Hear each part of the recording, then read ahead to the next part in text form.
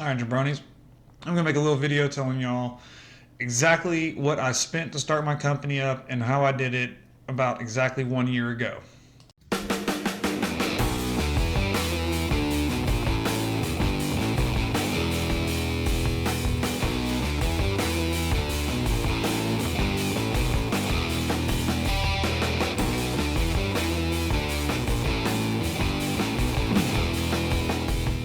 All right, jabronis.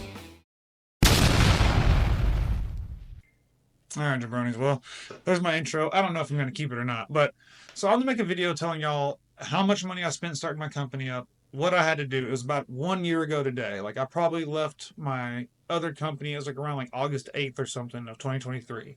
So we're about 1 year in.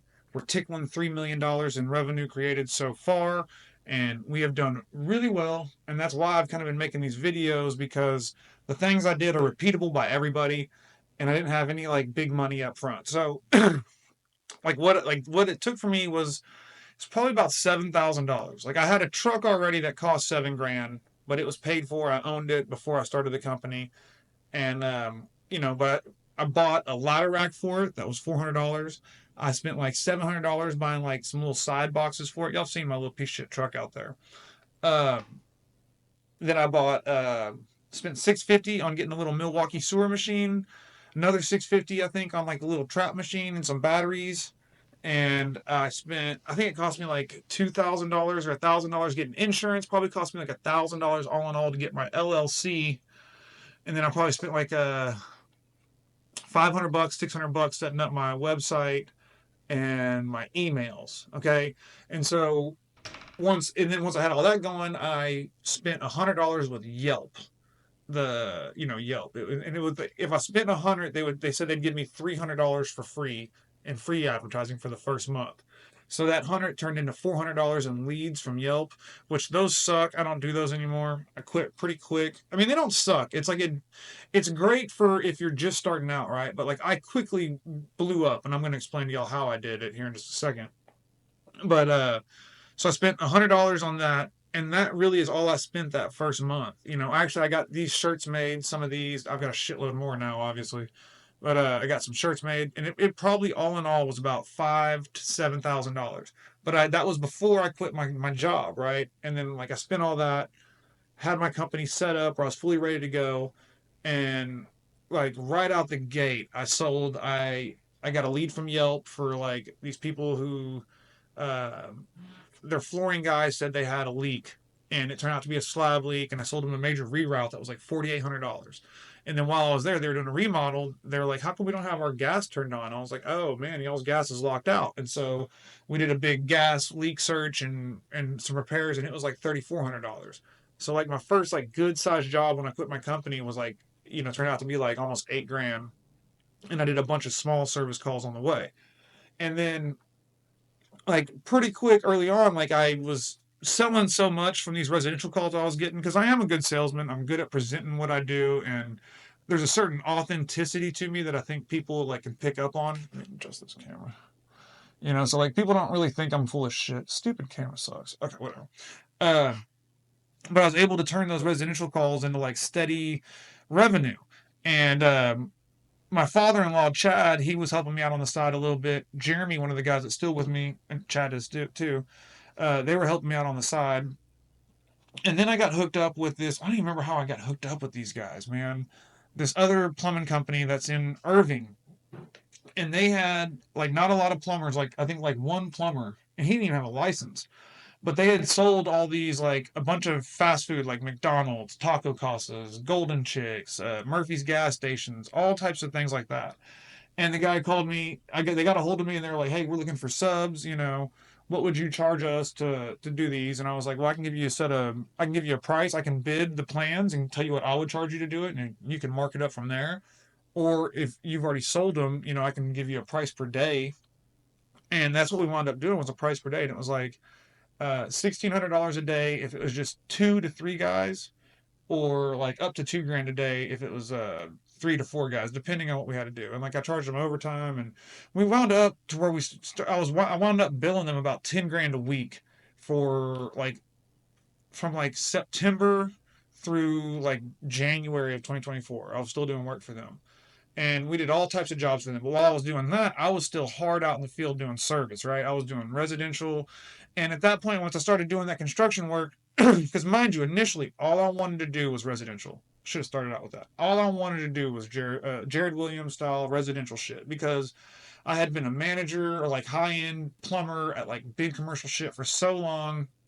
And like, I'm getting calls of like 4-inch water mains for a big, retirement home coming apart at 10 at night, and like all like just big critical emergency calls. And I was tired of like the heavy stress of like these really big, important, critical jobs. And I was like, well, I just want to deal with residential where like worst case is somebody can't use their toilet for the night, like not that big a, not critical emergencies. And so I was trying to avoid construction and commercial. I just wanted to do residential and it just didn't work out that way. And so I did reach out to some of my old customers and just said, hey, like I'm running my own thing now. And they were all like, fuck yeah, dude. And I started doing work for the dialysis centers early on, and that got me a shitload. And then I got into my little part in downtown Dallas. And then I got uh, another little section in downtown Dallas. And I got like an amazing big property in Plano that's like just like companies fight over this place. Um, and then I've just picked up like as like now my company's pretty well known, um, and I wound up getting in with my biggest customer, who I do a lot of the medical build out for, and that was a whole story on that one. But basically, my father-in-law was at a bar, and this guy that goes to the bar a lot, yeah, thank you. Okay, this guy that goes to the bar up there a lot was saying like, man, he was like, so where are you working at? And he was like, oh, my son-in-law has a company and this and that. And the guy was like, oh shit, well, we need a new plumber. Our plumbers suck. And I didn't want to do it. I was apprehensive as fuck. I was like, I don't think so. I was like, I don't want to do really construction. I was like, I'm fine doing this sub work we're doing, because it's not that much on me and I'm able to still like focus on my service work, which is what I wanted to do. And I kind of had to be forced into construction. So I kind of was like, fuck y'all, I don't want to bid it. And they were pushy. They were like, nah, like you should, this is a good chance for you. And I was like, all right. I gave him a price, thought I was too high. But he said, all right, fine, I'll do it if you can start today. I was like, I'll start right now. And it was a small, like just setting fixtures in South Lake at a small little clinic. And obviously I did a good job. And then I did a couple little small jobs for him. That was mostly just me, like going out by myself and like doing these jobs for him. And he kind of gave me a little bit of a bigger job than the other ones because I told him I didn't want big shit. I was like, I'm a service guy. I don't want to do construction. And he gave me like a little bit of a bigger one. And I was like, I don't know if I want to do it. And he was like, well, just give me a price. And he said my price was crazy. And I was like, well, fuck you then. Don't buy it. Buy it or don't, fool. I was like, I ain't gonna lose money on your account, dude. I don't care. And so we didn't talk for like 2 months after that. He was kind of like, well, fuck you. And I was like, yeah, fuck you right back, bro. And then he did wind up calling me. He's like, look, I need a good plumber. He's like, I got a lot of work, over $1 million a year. If you're a good plumber, I can give it to you. And I was like, well, let me, let's look at whatever job you got. And I did it. And then that's, he started giving me more. And then I kind of had to pick and choose between the construction work I was doing. And I decided to go with like quit doing that sub work on the fast food restaurants and shit and go whole hog onto just my jobs where I'm not subbing out. And then I got hooked up with an even bigger company that, I've already got like over $500,000 sold for the rest of the year with a whole another company that does a lot of public work. And that's what's got me into the public world where it's different than like the private world.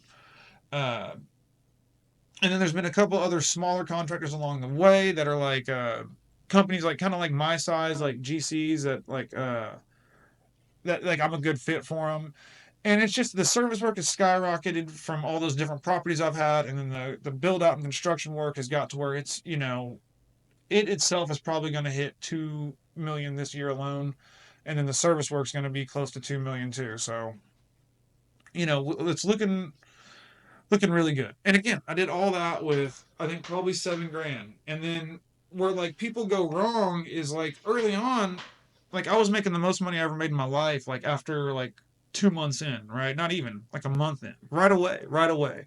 Like I never had a fear of making payroll, and I expanded quick. I wasn't a pussy, like, but I took advantage of opportunities that came up, and I made sure to not like I was kind of apprehensive about things I wasn't sure about, but I used all the money I made, and I've made videos about this.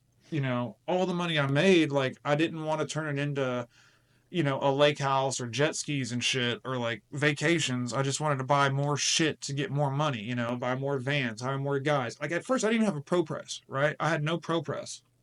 and I was borrowing that contractor that wound up cutting me out.